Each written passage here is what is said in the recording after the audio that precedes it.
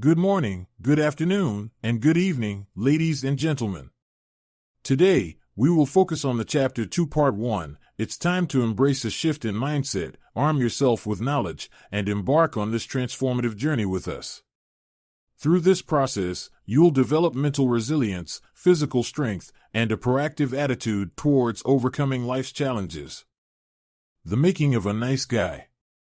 I concluded the previous chapter with the question, why would it seem rational for a person to try to eliminate or hide certain things about himself and try to become something different unless there was a significant compelling reason for him to do so? Why do people try to change who they really are? After spending years examining the nice guy syndrome from every possible angle, there is only one answer to this question that makes sense, because it does not feel safe or acceptable for a boy or man to be just who he is. Becoming a nice guy is a way of coping with situations where it does not feel safe or acceptable for a boy or man to be just who he is.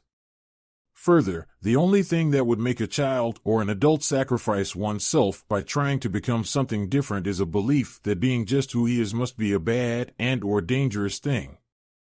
The premise of this book is that during their formative years, all nice guys received messages from their families and the world around them that it was not safe, acceptable, or desirable for them to be who they were, just as they were.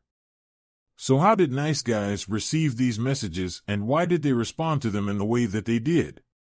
The following is a short course on how families and society turn perfect little boys into men who believe they have to be good in order to be loved. Coping with abandonment. The most impressionable time in an individual's life is from birth to about 5 years.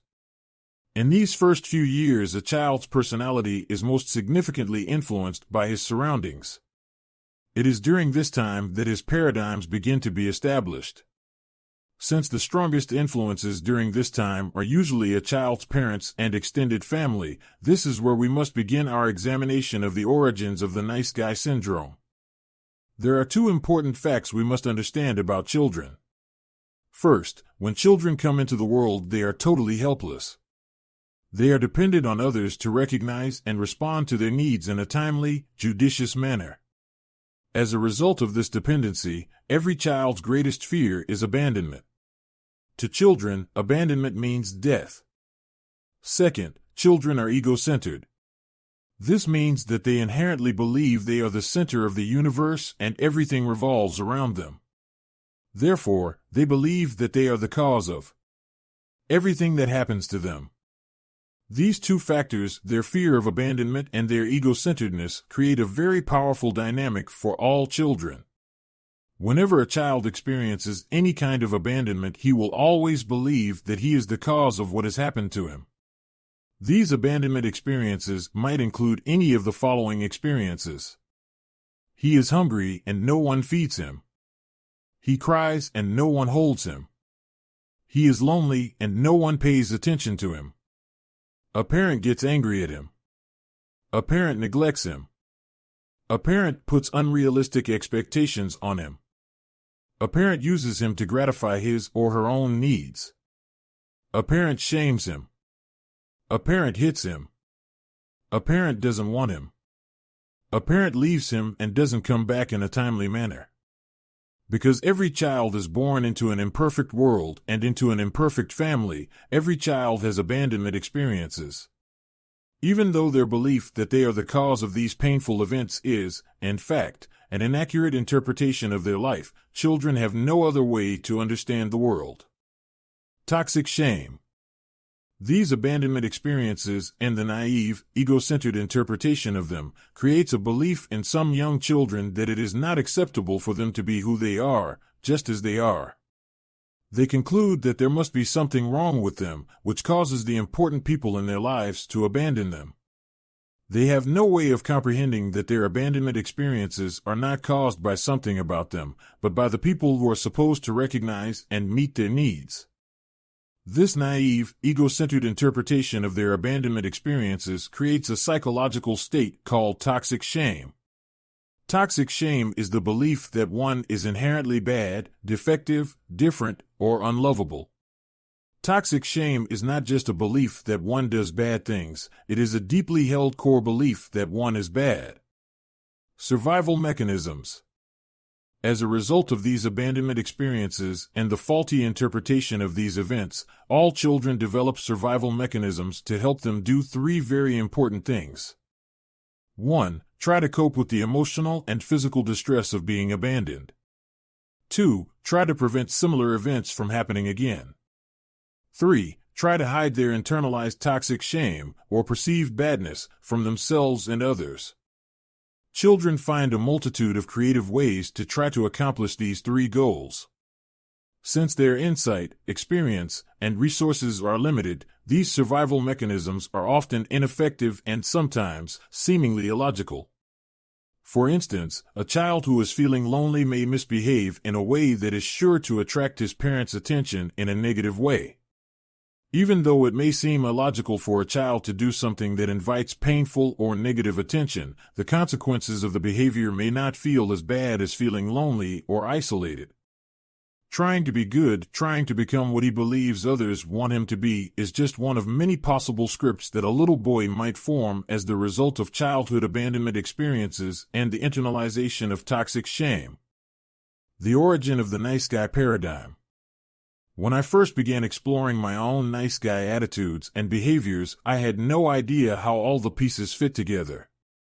I believed that I came from a pretty good family and had lived a pretty good life. When I began observing other men with traits similar to my own, I encountered the same general lack of insight into the origins of their own emotional and behavioral patterns. When questioned about their childhood, nice guys frequently tell me they grew up in perfect, great, Leave It to Beaver, or all-American families. Nevertheless, these men learned to hide their flaws and tried to become what they believed others wanted them to be. These factors indicate that at some point in their early lives, their circumstances were less than ideal. Alan, Jason, and Jose are all nice guys. Each of these men had different childhood experiences. They are all unique in the way that their nice guy scripts are played out in their adult lives. In spite of these differences, they all developed a core belief in childhood that they were not okay just as they were. As a result of their internalized toxic shame, each developed a life paradigm that involved seeking approval and hiding perceived flaws. All of these men believed that these life strategies were necessary if they were to have any hope of being loved, getting their needs met, and having a problem-free life. Alan. The oldest of 3 children in a single-parent family, Alan prided himself on having never caused his mother a moment's pain. As a child, he performed well in sports and school. He believed that these things set him apart from his siblings and made his mother proud.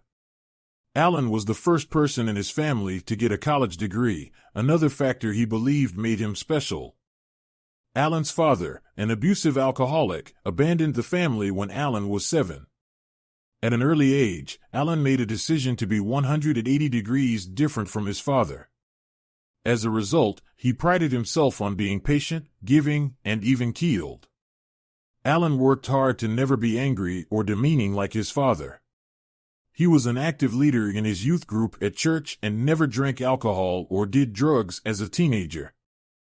Alan's mother, a fundamentalist Christian, raised Alan in a sect that preached hellfire and brimstone.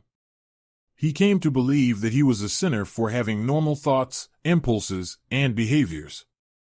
Though he always worked hard to be a good Christian, he lived with a constant fear that he might make a mistake and suffer everlasting punishment. Alan believed his mother was a saint. She would do anything for her children. She would listen and wasn't critical. Frequently, she and Alan would commiserate with each other about all the bad things his dad did. On more than one occasion, Alan's mother told him that she was trying to raise her sons to be different from their father. She wanted them to grow up to be giving, peaceful, and respectful of women. As an adult, Alan still stays in close touch with his mother and does whatever he can to help make her life easier. Jason, introduced in Chapter 1, believed he grew up in a Leave It to Beaver family. In reality, both of Jason's parents lived through their children. Though he saw his childhood as ideal, in actuality, his parents used him and his siblings to meet their own needs. Jason believed his parents were perfect. He described them as being strict and overprotective. He acknowledged that he was sheltered and sexually naive and admitted that he might have been smothered by his parents. Jason's father closely directed the family. Jason reported that his father still tried to control Jason's life. Jason shared a chiropractic practice with his father, who ran the business and told Jason what house he should buy, what car to drive, and what church he should attend. Jason described his mother as a wonderful, loving woman.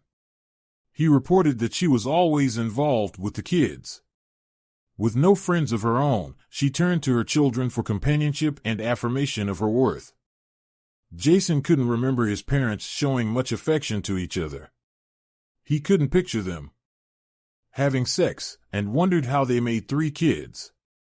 Even though they did lots of things with the children, he couldn't remember them ever going out or taking a vacation just by themselves. As an adult, Jason tried to live up to the image of perfection portrayed by his parents. Everything he did was calculated to look good. He looked like a good husband, a good father, a good Christian, and a good professional. In spite of all his efforts, he always felt inadequate and defective compared to his parents. Jose. A successful business consultant, Jose was afraid of intimate relationships. Jose was highly educated and had a stressful, high-powered career. He was physically active, and his idea of recreation was taking a 100-mile bike ride or climbing a mountain. He repressed his anger and tried to never say anything that would upset anyone. He saw himself as controlling and acknowledged that his drug of choice was recognition. Jose was attracted to dependent women. He found it interesting that he seemed to be attracted to incest survivors. He stayed in his present relationship because he was concerned about the financial welfare of his girlfriend. He was afraid she wouldn't make it if he left. Jose openly acknowledged that he came from a dysfunctional family. He was the second of 7 children in a lower-class family. At around the age of 14, he took on the role of parenting his younger siblings. Jose reported that there was tremendous chaos in his family, and he saw his job as protecting his brothers and sisters from its effects. Jose saw his father as angry, controlling, and abusive. He was explosive and demeaning to the boys and sexually abusive to the girls. Jose's mother was manic-depressive. She had extreme mood swings and had a difficult time staying on her medication. When she was manic, the house would be spotless. She would talk of entertaining politicians and socialites, and she would begin destructive sexual relationships. When she was depressed, she kept the windows covered, the house became a wreck, and she would threaten to kill herself. When he was 15, Jose had to break through a locked door and take a loaded gun away from his mother. She had been threatening suicide while all 7 kids stood by terrified. Jose saw this as a typical scenario growing up in his home. Jose worked hard all of his life to be different from his family. His family had him on a pedestal, and he was the one to whom everyone turned whenever they had a problem. His job as a family member was fixing chaos. His job as a business consultant was fixing chaos. His role in relationships was fixing chaos. Jose's life script required chaos, because without it, he would be out of a job. Jose considered his natural intelligence, work ethic, and ability to solve problems his saving grace. It was these factors, he believed, that allowed him to escape his family dysfunction and make something of himself. Without them, he was convinced, he would have ended up just like his parents and the rest of siblings. Child Development 101. Alan, Jason, and Jose all had very different childhood experiences, yet all developed a similar script that guided their lives. Each, in various ways, internalized the belief that they were not okay just as they were, and their survival depended on becoming something different. To help us connect the dots and see how 3 very different childhood experiences could create 3 men with very similar life paradigms, it might be helpful to do a quick review of the child development principles presented earlier in this chapter. 1. All children are born totally helpless. 2. A child's greatest fear is abandonment. 3. All children are ego-centered. 4. All children have numerous abandonment experiences. Their needs are not met in a timely, judicious manner. 5. When a child has an abandonment experience, he always believes that he is the cause. 6. This naive misinterpretation creates toxic shame, a belief that he is bad. 7. Children develop survival mechanisms to try to cope with their abandonment experiences, try to prevent the experiences from happening again, and try to hide their badness from themselves and others. 8. These childhood survival mechanisms reflect the child's inherent powerlessness and naive view of himself and the world. From perfect little boys to nice guys. The principles above can be applied to the childhood experiences of Alan, Jason, Jose, and every other nice guy described in this book. The progression from perfect little boy to nice guy basically occurs in 3 stages: abandonment, internalization of toxic shame, and the creation of survival mechanisms. Abandonment. Like all nice guys, Alan, Jason, and Jose were abandoned in various ways. Alan and Jose had an angry or critical parent who communicated that they were not okay just as they were. Alan worshipped his mother, but she would not intervene when his father lashed out at Alan. This implied that he wasn't worth protecting. Alan came to believe that he had to be different from his father to be seen as a good man and be loved by his mother. Alan and Jason were used and objectified by their parents. They were valued for always doing it right and never being a problem.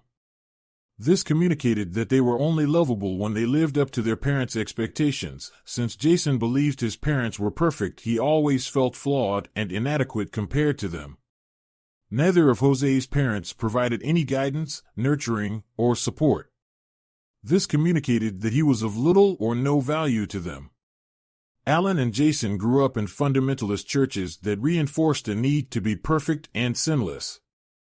Failure to do so meant everlasting punishment. Jose believed he was valuable only if he was different from his crazy family. All 3, Alan, Jason, and Jose, believed that someone else's needs were more important than their own, a common occurrence in nice guy families. All of these experiences represented a form of abandonment because they communicated to these little boys that they were not okay just as they were. Shame, regardless of whether they were abused, abandoned, neglected, shamed, used, smothered, controlled, or objectified, all nice guys internalized the same belief: it was a bad or dangerous thing for them to be just who they were. Some of these messages were communicated overtly by parents who had no concern for the child's welfare. Some were communicated indirectly by caring parents who themselves were too young, overwhelmed, or distracted to provide a nurturing environment for their child. At times, these messages were communicated by circumstances that were beyond anyone's control. In every situation, the child believed these events and circumstances were telling a story about him. He believed there was something about him that caused these things to happen. Using childlike logic, he concluded, there must be something wrong with me because... fill in the blank. When I cry, no one comes. Mom gets that look on her face. Dad left and didn't come back. Mom has to do everything for me. Dad yells at me. I'm not perfect like Mom and Dad. I can't make Mom happy. These childhood experiences also caused the young boy to believe, I'm only good enough and lovable when... fill in the blank. I'm different from Dad. Mom needs me. I don't make any mistakes. I make good grades. I'm happy. I'm not like my brother. I don't cause anyone any problems. I make Mom and Dad happy. Survival mechanisms. As a result of their childhood abandonment experiences and the inaccurate interpretation of these events, all nice guys developed survival mechanisms to help them do 3 very important things. 1. Try to cope with the pain and terror caused by their abandonment experiences. 2. Try to prevent these abandonment experiences from occurring again. 3. Try to hide their toxic shame from themselves and others. For nice guys, these survival mechanisms took the form of the following life paradigm. If I can hide my flaws and become what I think others want me to be, then I will be loved, get my needs met, and have a problem-free life. we will stop here today. Tomorrow, I will delve into the topic and see how to improve ourselves.